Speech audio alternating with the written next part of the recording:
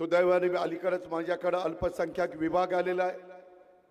त्या विभागामध्ये मुस्लिम, ख्रिश्चन, त्याच्यामध्ये पारसी, जैन, शीख असा वेगवेगळा समाज त्याच्यामध्ये मोडतो। त्याचबरोबर माझ्याकडे क्रीडा खातं आहे, अवकाफ खातं आहे आणि त्याच्यामुळे मी यंदाच्या अर्थसंकल्पामध्ये ठरवलेलं आहे की मला राज्याला वेगवेगळ्या विभागाला निधी द्यावा लागतो, परंतु तो देत असताना माझा अल्पसंख्याक विभाग आहे त्याला संख्येच्या प्रमाणामध्ये निधी मिळत नाही आणि म्हणून तो निधी कसा आपल्याला वाढवता येईल अशा प्रकारचा प्रयत्न माझ्यासारख्याचा आहे। अलीकडे मी महाराष्ट्राच्या वेगवेगळ्या महानगरपालिकेच्या निवडणुकीच्या निमित्ताने फिरतोय। बऱ्याचशा ठिकाणी दोन्ही राष्ट्रवादीनं युती केलेली आहे आणि त्याच्यातून उमेदवार उभे केलेले आहेत। तीच गोष्ट माझ्या परभणी शहराच्या करता झाली। काही घड्याळाचं चिन्ह घेऊन उभे आहेत, काही तुतारीचं चिन्ह घेऊन उभे आहेत।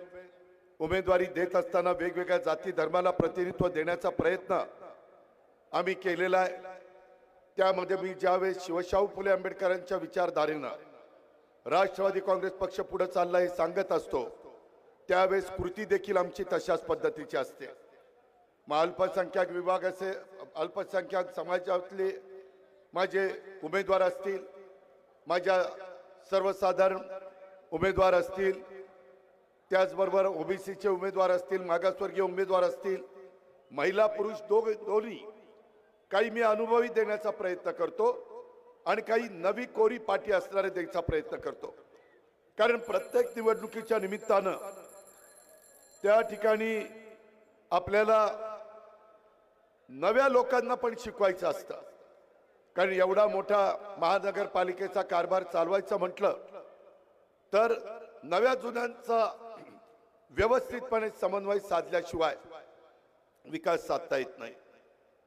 माझ्या परभणीतले अनेक लोक माझ्या पिंपरी चिंचवडच्या परिसरामध्ये आहेत, पुण्याच्या परिसरामध्ये आहेत आणि तिथेही निवडणुका चालू आहेत। मित्रांनो, त्यांना विचारा की त्या पिंपरी चिंचवडचा मागच्या 25 वर्षात मी कशा प्रकारचा कायापालट केला। मी ज्या ज्या शहरामध्ये लक्ष घालतो किंवा जी शहरं आमच्या विचाराचे नगरसेवक नगरसेविका निवडून देतात तिथं विकासाच्या बाबतीमध्ये केंद्राचा निधी कसा आणायचा, राज्याचा निधी कसा आणायचा, सीएसआरचा निधी कसा आणायचा, जिल्हा वार्षिक योजनेचा निधी कसा आणायचा, ह्या सगळ्या गोष्टीची सांगड घालावी लागते।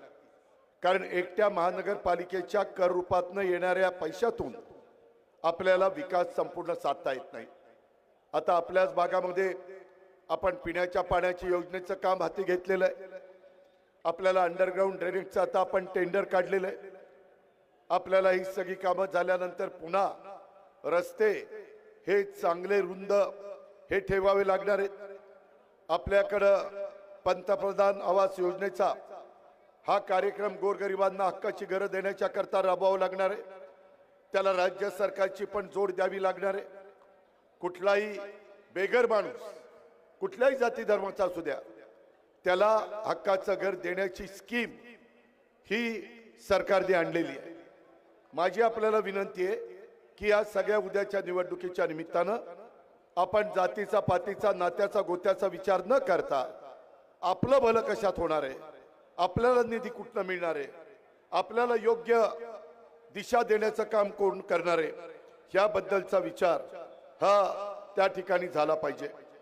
परभणी शहरामध्ये येत असताना बाहेरील वाहनांचा भार कमी करण्यासाठी आपण पाथरी रोड ते असोला या भागामध्ये बायपास प्रमाणेच असोला ते कृषी विद्यापीठ मार्गे ब्रह्मणगाव तसेच ब्रह्मणगाव ते पाथरी रोड असे 2 नवीन बायपास निर्माण करण्यासाठी राज्य आणि केंद्र सरकार यांच्याकडे पाठपुरावा करावा लागणार आहे।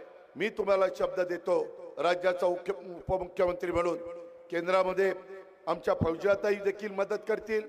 माझ्याही केंद्रातल्या अनेक मंत्र्यांच्या ओळखी आहेत। नितीन गडकरी साहेबांना मी त्या ठिकाणी सांगित आणि राज्य सरकारचा तर अर्थसंकल्प आपल्याच हातात असतो आणि त्याच्यामुळे पीडब्ल्यूडी असेल किंवा राज्य सरकारचा त्याच्यामध्ये रस्ते विकास महामंडळ असेल, कुठेही आपल्याला त्याचं मदत करायला अडचण येणार नाही। आपल्या परभणी महानगरपालिकेच्या शहरामध्ये मोक्याच्या ठिकाणी बऱ्याच मोकळ्या जागा आहेत, त्यावर बीओटी तत्वावर कॉम्प्लेक्स बांधून जेणेकरून माझ्या महानगरपालिकेचं स्वतःचं उत्पन्नाचं एक साधन हे आपल्याला निर्माण होऊ शकतं। आणि तशा प्रकारचा जो प्रस्ताव आहे त्याच्यावर देखील उद्याच्याला माझ्या विचाराची महानगरपालिका आली, दोन्ही राष्ट्रवादी काँग्रेस पक्षाच्या विचाराची महानगरपालिका आली तर त्यांना ते ठराव करून तशा पद्धतीने कारवाई करायला आम्ही भाग पाडू। परभणी शहर महानगरपालिकेच्या वतीनं तुमच्या माझ्या शहरामध्ये गोरगरीब आणि मध्यमवर्गीय कुटुंबातील विद्यार्थ्यांच्यासाठी सीबीएसई अभ्यासक्रमाची शाळा ही सुरू करण्याचा निर्णय देखील घेण्यात येईल। मी आता काही महानगरपालिकेमध्ये जे आमच्या विचाराचे आहेत तिथं मराठी मीडियमच्या शाळा, तिथं मराठी तर शिकवणारच, कारण ती तुमची माझी मातृभाषा आहे, ती आपल्या मुलांना मुलींना आलीच पाहिजे। त्याशिवाय आपल्याला कुठलाही दुसरा विचार देखील करता येणार नाही। परंतु ती भाषा येत असताना आपली मुलं मुली बरोबर गोरगरिबांच्या असू द्यात, मध्यमवर्गीयांच्या असू द्यात, त्यांना देखील इंग्रजी अतिशय उत्तम पद्धतीने बोलता आलं पाहिजे। परंतु ते भाषणामध्ये सांगून चालणार नाही, त्याकरता कृती करावी लागेल।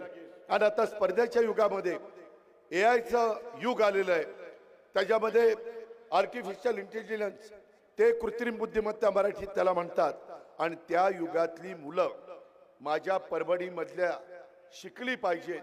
त्याकरता सीबीएसई अभ्यासक्रम सुरू करण्याच्या करता तिथं जो काही निर्णय घ्यावा लागेल, जी काही मदत करावी लागेल, त्यामध्ये आता खूप मोठ्या मोठ्या कंपन्या एनजीओज आमच्याकडे येतात की आम्हाला ग्रामीण भागातली एखादी शाळा द्या, आम्ही त्याच्यामध्ये स्वतः लक्ष घालतो, आम्ही त्याच्यामध्ये दर्जेदार शिक्षण देतो, जे मराठी पण उत्तम आम्ही त्या ठिकाणी त्यांचं करतो आणि इंग्रजी पण आम्ही उत्तम करतो।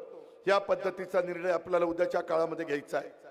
परभणी शहरात महानगरपालिकेच्या वतीनं स्वतःचं मल्टी सुपर स्पेशालिटी हॉस्पिटल हे आपल्याला निर्माण करावं लागेल।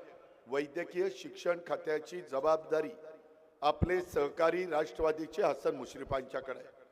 त्याच्यामध्ये मी मुश्रीफ साहेबांना सांगितलं, ते म्हणतील दादा निधी द्या, निधी मी देईन, कारण माझ्या परभणीमधले आरोग्य चांगलं परभणीकरांचं राहण्या करता त्यांना दुसऱ्या कुठल्या शहरामध्ये जाऊन उपचार करणं हे कधी कधी महागाचं पडतं, परवडत नाही, ऐपत नसते, आणि त्यामुळं इथल्याही वर्गाला किफायतशीर दरामध्ये, वेगवेगळ्या गरीब वर्गाला तर मोफत दरामध्ये अशा पद्धतीनं मल्टी सुपर स्पेशालिटी हॉस्पिटल आपण निर्माण करून त्याच्यामध्ये सगळ्या सुविधा द्यायच्या।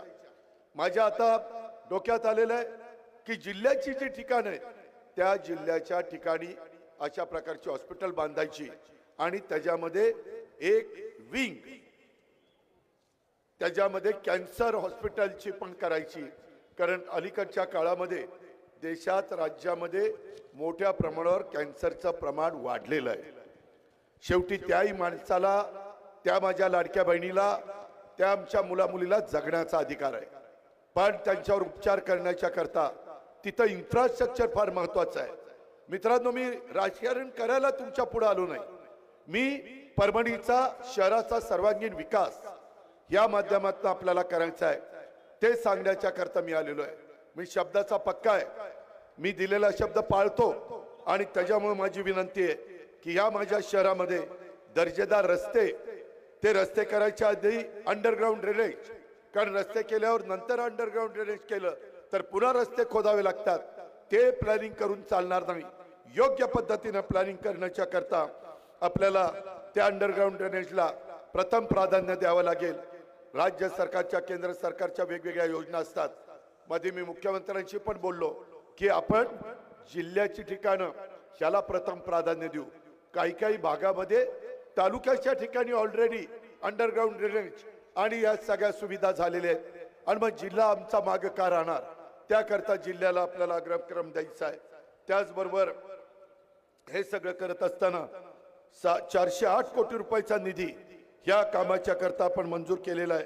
प्रत्यक्षात आता टेंडर प्रोसिजर चालू आहे, कोणत्याही क्षणी परभणीकरांनो हे काम सुरू होईल, आणि उद्याच्या काळात 15 तारखेला तुम्ही घड्याळाच्या चित्राचं आणि तुतारीच्या चित्राच्या शेजारचं बटन दाबण्याचं काम केलं की मग आमची ही टीम त्यामध्ये काम चांगलं चाललंय का? मी पण मुंबईमधनं आढावा घेईन, वेळ पडली तर इकडे येऊन आढावा घेईन, मला त्याच्यामध्ये कुठली काही अडचण नाही. आज माझ्या परभणी शहरामध्ये प्रचंड धुळीचं साम्राज्य, खड्ड्यांचं शहर म्हणून आज या शहराकडे बघितलं जातं. त्यामुळं माझं हे शहर स्वच्छ आणि सुंदर आणि धूळमुक्त आणि खड्डेमुक्त रस्ते हे करण्याच्यासाठी आपल्याला निधीची गरज भासणार आहे.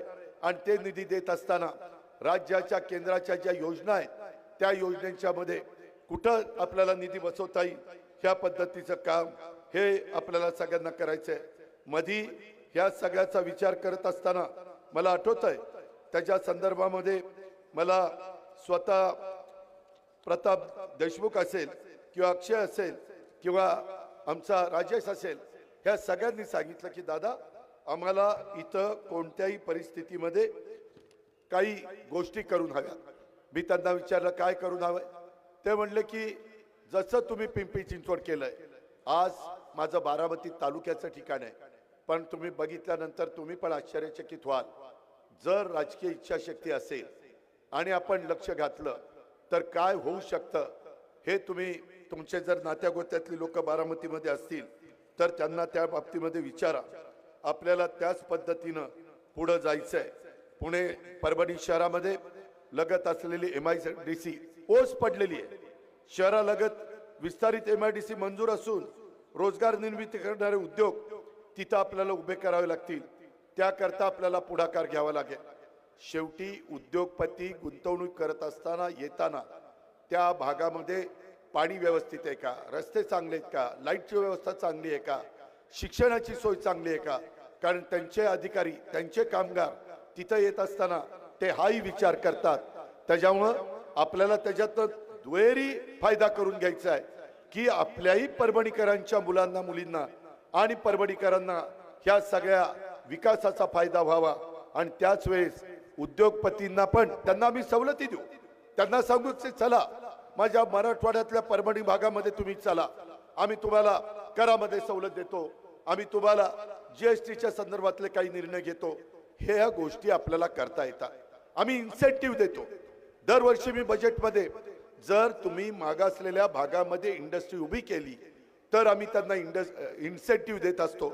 तसं आपल्याला त्यांना सांगता येईल. मित्रांनो, ह्या सगळ्यांनी मला सांगितलं की दादा मागं आम्हाला जकात मिळायची, आमचं बरं चालायचं, नंतर LBT आली, त्याच्यात आमचं बरं चाललं, परंतु नंतर आता सगळीकडे GST आलेलं आहे आणि GST येत असताना आम्हाला जेवढे पैसे पाहिजेत तेवढे पैसे मिळत नाही. मी आत्ता येताना लातूरवरून आलो, त्याच्या आधी मी मागे इचलकरंजीला गेलेलो होतो. इचलकरंजीचा पुढा आढावा घेऊन मी त्यांच्या GSTच्या जो काही आम्ही कर देतो किंवा GSTची रक्कम त्या शहराच्या डेव्हलपमेंटच्या करता देतो, तशा पद्धतीनं मी परभणीकरांनो अतिशय मनापासून तुम्हाला सांगतो, उद्याची निवडणूक संपली, आचारसंहिता संपली की मी त्याची एक मीटिंग लावतो. GST माझ्याच अर्थ विभागाच्या अंडर येतं आणि त्याच्यातनं GST कमिशनरला बोलवी, तुमच्यातल्या काही सहकारी मित्रांना बोलवी, तुमच्या इथले कमिशनर आहे का चीफ ऑफिसर आहे, कमिशनर महानगरपालिकेच्या कमिशनरला बोलवीन आणि त्याच्यात आपल्याला कशी वाढ करता येईल. कारण मी ज्यावेळेस तुम्हाला सांगतो, तुम्ही म्हणाल अजित पवार निवडणुकीच्या प्रचाराच्या निमित्तानं आला आणि तुम्ही ह्या सगळ्या गोष्टी सांगितल्या, परंतु ह्याला निधीची काय तुम्ही तरतूद केली? तर ह्या मी महाराष्ट्रात फिरत असताना सांगतो, बाबांनो सगळी कामं करता येतात परंतु पैशाचं सोंग आणता येत नाही. आणि म्हणून तो निधी वेगवेगळ्या माध्यमातून अनेक त्याच्या संदर्भामध्ये आपल्याला पर्याय असतात. ते पर्याय माझ्या परभणी शहराला काय फायद्याचे आहेत हे माझ्याकडनं बघितलं जाईल, तुमच्याही सहकाऱ्यांच्याकडनं ऐकून घेतलं जाईल आणि त्याच्यातून मार्ग काढला जाईल. माझ्या ह्या परभणी शहरात जागोजागी ओपन स्पेस इथं आहेत, त्या जागा विकसित करून तिथं माझ्या परभणीकरांना, मुलांना, मुलींना, वयस्कर लोकांना, माझ्या माय माऊलींना, माझ्या लाडक्या बहिणींना जर संध्याकाळच्या वेळेस गार्डन मध्ये जायचं असेल, तिथं 2 घटका बसायचा असेल तर त्यांनाही सकाळपासून घरामध्ये राबल्यानंतर त्याच्यात त्यांनाही 4 घटका दुसरीकडे बसावंसं वाटतं, त्याच्यामध्ये वेळ घालवावंसं वाटतो. आणि म्हणून ओपन जिम आणि गार्डन अशा प्रकारची निर्मिती आम्ही करू।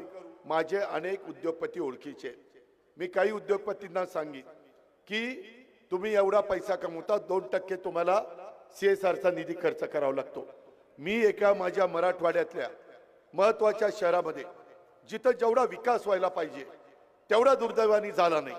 आता तो कुणामुळे झाला नाही त्याच्यामध्ये टीका टिप्पणी करून काही अर्थ नाही, आणि म्हणून आम्ही वेळ पडली तर तुमचं नाव लावू। म्हणजे ज्या कंपनीनं आपल्याला CSR निधी ती गार्डन करण्याच्या करता, ओपन जिम करण्याच्या करता किंवा आपली सुविधा करण्याच्या करता दिलाय, तशा पद्धतीनं मी अनेक शहरांच्या मध्ये असा निधी आणलेला आहे। आमच्याकडे पुनावाला म्हणून आहे सिरम इन्स्टिट्यूटचे, आमच्याकडे भारत फोर्ज आहे, मध्ये गौतमभाई अडाणी बारामतीला पवार साहेबांनी आम्ही एक कार्यक्रम घेतला होता, तिथं आलेले होते, त्यांना आम्ही बोलू शकतो। अशा खूप बजाजला बोलू शकतो, अशा अनेकांना आम्ही बोलू शकतो। त्याच्यातून आपल्याला ते काम करता येईल। परभणी येथे जिल्हाधिकारी, पोलीस अधीक्षक, जिल्हा परिषद अशा मोठ्या मोठ्या इमारती झालेल्या आहेत। शहर महानगरपालिकेची भव्य अशी वास्तू असावी, कारण उद्याच्याला हे निवडून गेल्यानंतर नगरसेवक नगरसेविकांनी चांगल्या इमारतीमध्ये बसून तिथं चांगल्या प्रकारचा विचार करून महापौर, उपमहापौर, त्याच्यामध्ये स्टँडिंग कमिटीचा चेअरमन, सभागृह नेता, विरोधी पक्ष नेता, या सगळ्यांना तिथं काम करण्याच्या करता एक उत्साह आला पाहिजे। अशा पद्धतीनं एकंदरीत आपला काय आवाका आहे आणि त्याला किती स्क्वेअर फीटच्या इमारतीचं बांधकाम करणं गरजेचं आहे। मी माझ्या 35 वर्षाच्या राजकीय जीवनामध्ये इतक्या मोठ्या प्रमाणावर वेगवेगळ्या ठिकाणी इमारतींना निधी दिलेला आहे। तशा पद्धतीनं आपण आपल्या परभणी शहराच्या वैभवामध्ये भर घालणारी एक चांगली देखणी वास्तू ही परभणी महानगरपालिकेची आपण त्या ठिकाणी उभी करून दाखवू। महानगरपालिकेकडून सर्वसामान्य नागरिकांना सुविधा मिळाल्या पाहिजेत, यासाठी महानगरपालिकेत कर्मचाऱ्यांची मोठ्या प्रमाणावर भरती, मोठ्या प्रमाणावर म्हणजे सरकारने जो नॉर्म्स ठरवलेला आहे त्याप्रमाणे त्याला मी मान्यता देईन। त्याच्यामध्ये स्वच्छतेकरता किती लोक पाहिजेत, त्याच्यामध्ये इतर जो काही दैनंदिन जीवनामध्ये पाणी सोडण्याच्या करता जे वॉल फिरवावा लागतो, पाणी पुरवठा चालू करावा लागतो, ह्या ज्या काही बाबी आहेत त्याच्याकरता जो काही स्टाफ लागेल त्याही स्टाफला आपण त्या बाबतीमध्ये परवानगी देऊ। आणि समांतर पाणी पुरवठा योजना ही गतीनं पूर्ण करण्यासाठी मी मुंबईमध्ये देखील कॉन्ट्रॅक्टरला बोलून घेईल की बाबा तुम्ही फास्ट काम का करत नाही, तुम्हाला काय अडचण आहे, तुम्हाला निधीची कमतरता आहे, तुम्हाला इतर काही तिथं त्रास होतोय, तुम्हाला अजून काही समस्या आहे, आणि त्याच्यातून ते काम युद्ध पातळीवर कसं होईल याकरता आपल्याला लक्ष द्यावं लागणार आहे। आणि मित्रांनो, तशा पद्धतीनं पाठपुरावा केल्याशिवाय, लक्ष घातल्याशिवाय योजना पूर्ण होणार नाही असं दिसतंय। त्यासाठी मी सगळ्याच राज्याचा आढावा घेत असतो, तसं आपल्याही परभणी महानगरपालिकेच्या या योजनेचा आढावा मला घेता येईल। आपल्या शहरासाठी भव्य आंतरराष्ट्रीय दर्जाचं क्रीडांगण निर्माण करण्यासाठी वसंतराव नाईक मराठवाडा कृषी विद्यापीठ मधील जमीन हस्तांतर प्रक्रिया लवकर पूर्ण होणार आहे। त्यासाठी शहरवासियांना ही सुविधा उपलब्ध होईल। एक चांगलं झालं ते म्हणतात ना, आपल्याकडे कावळा उठायला फांदी तुटायला गाठ पडावी। नेमकं मी जे सांगतोय माझ्याकडेच क्रीडा खातं आहे, ती जागा मिळू द्या, तुम्हाला सगळ्यांना अभिमान वाटेल अशा पद्धतीचं क्रीडा संकुल हा अजित पवार तुम्हाला उभं करून देईल। माझ्या परभणीच्या मुलांना मुलींना जे काही खेळामध्ये आवड असेल ते खेळाचं प्रॅक्टिस त्यांना तिथं करता येईल। त्याच्यामध्ये ज्या ज्या गरजा तातडीच्या आहेत त्या आपल्याला तिथं करता येईल। मी मोठा प्लॅन त्याच्यामध्ये करीन, त्याही बद्दल आपण काळजी करू नका। ती आज माझ्या मुलांची मुलींची गरज आहे, ती माझ्या नवीन खेळाडू निर्माण होण्याच्या करता माझ्या मुला मुलींची ती भूक आहे, आणि ती आम्ही पूर्णत्वाला नेऊ। परभणी येथील सय्यद तुराबुल हक्का साहेब दर्गा या परिसरात विकास करण्यासाठी निवडणुका पूर्ण होताच त्याच्यामध्ये मी काही टीमला परभणीमध्ये पाठवील, आणि ते स्वतः 2 दिवस परभणीमध्ये थांबून की कसा विकास आराखडा तयार करायचा, जेणेकरून परभणीसह महाराष्ट्रासह इतर राज्यातून पण माझ्या मुस्लिम धर्मीय भाविकांना सोयी सुविधा उपलब्ध होतील। त्याकरता अल्पसंख्याक विभाग देखील आता अजित पवार याच्याकडे आहे आणि तोच तुम्हाला सांगतोय. त्याच्यामुळे क्रीडा खात्याचं जसं मी बोललो तसं ह्याही विभागात मी अल्पसंख्याक विभागाकडनं तुम्हाला एका वर्षात नाही पण मी 2 टप्पे करीन आणि पहिल्या टप्प्यात किती आणि दुसऱ्या टप्प्यात किती ह्या पद्धतीनं मी तुमचं ते काम करून देईल.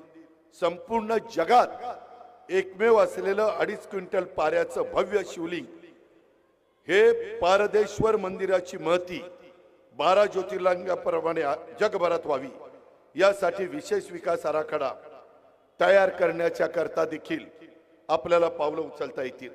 आम्ही अनेक भागामध्ये तशा प्रकारची कामं करतो. यासाठी तेथील महंतांशी भेट ही घेतली जाईल ज्यामुळे परभणीचं धार्मिक महत्व जगभरात वाढलं जाईल आणि त्याचा खूप फायदा हा भाविकांना पण होईल. इथं बाकीच्या बाहेरचे लोक येतील त्याच्यातनं परभणीची आर्थिक त्या ठिकाणी घडी बसण्याच्या करता परभणीमध्ये उलाढाल होण्याच्या करता ह्या गोष्टीचा फायदा होतो आणि ते आपण करू. परभणी शहराच्या विकासासाठी राज्याचा उपमुख्यमंत्री या नात्याने मी स्वतः महानगरपालिकेमध्ये पण माझे सहकारी सांगतील तेव्हा येऊन बैठक घेऊन हे विकास कामं मार्गी लागलीत का ती मार्गी लागत नसताना जो अधिकारी चालढकल करेल दुर्लक्ष करेल त्याच्यामध्ये मनापासून लक्ष घालणार नाही. मला प्रशासन चांगल्या पद्धतीने हाताळता येतं त्या अधिकाऱ्याला देखील मी माझ्या भाषेमध्ये समजावून सांगेन आणि समजावून सांगून त्याला समजलं नाही तर मग त्याला काय त्याचा बंदोबस्त करायचा तो त्या ठिकाणी मी निश्चितपणे त्या बाबतीमध्ये करून दाखवील. परभणीच्या इतिहासात प्रथमच घडलेलं असावं असं 1 वर्षापूर्वी मी स्वतः महानगरपालिकेमध्ये आलो होतो. बैठक घेत विकास कामांना ती गती दिली हे मागं परभणीकरांनी अनुभवलं. तेव्हा तर माझी महानगरपालिका नव्हती, माझ्या विचाराचे लोक तिथं निवडून गेलेले नव्हते. यापुढं मी जसं माझ्या पिंपरी चिंचवडमध्ये माझ्या बारामतीमध्ये माझ्या पुणे जिल्ह्यामध्ये अनेक माझ्या नगरपालिकांच्या मध्ये विकास केलेला आहे तशा पद्धतीनं परभणीकरांनो माझ्या लाडक्या बहिणींनो माझ्या बांधवांनो मी हे परभणी शहर दत्तक घेण्यासाठी तयार आहे. पण तुम्ही मला महानगरपालिकेवर राष्ट्रवादी काँग्रेस पक्ष आणि आमच्या तुतारी आणि घड्याळ यांच्या हातामध्ये इथली सत्ता द्या. मी तुम्हाला विकासाचा शब्द देतो आणि या ठिकाणी थांबतो. जय हिंद, जय महाराष्ट्र, जय राष्ट्रवादी. धन्यवाद दादा. आणि यानंतर राष्ट्रवादी काँग्रेस. एक मिनिट मॅडम, 2-3 प्रवेश आहेत मी नाव घेतो त्यांनी ताबडतोब यावं. डॉक्टर जाधव खाली आहेत स्टेजच्या वर त्यांनी ताबडतोब यावं. डॉक्टर जाधव फास्ट चला. जिंतूरचे सगळे या चला. गंगाधर जवंजाळ कुठे आहेत तुम्ही सांगा. चला ताई सांगा तुम्ही.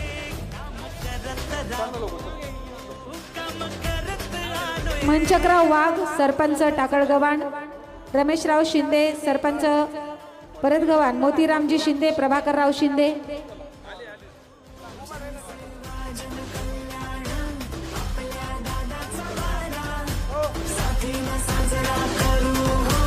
जिंतूर तालुका भोगाव पंचायत समिती सदस्य सौ सविता व डॉक्टर सुभाष जाधव यांचा राष्ट्रवादी काँग्रेस पक्षामध्ये जाहीर प्रवेश.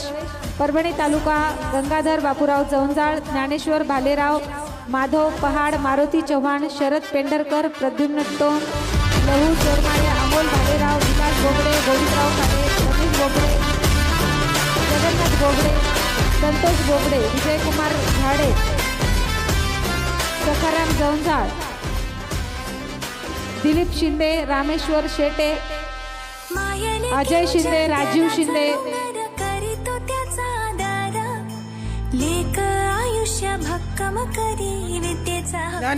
म्युझिक बंद करा. माधव पराड, मारुती चव्हाण, शरद पेंढरकर, प्रद्युम्न टोंग, नवनाथ बोबडे, गणेश बोबडे, जगन्नाथ बोबडे, संतोष बोबडे, विजयकुमार झाडे, सखाराम जवंजाळ, दिलीप हनुमंतराव शिंदे, रामेश्वर शेट्टे, अजय शिंदे, राजीव शिंदे, डॉक्टर सविताताई सुभाषराव जाधव, माजी पंचायत समिती सदस्य सौ सविता सुभाष जाधव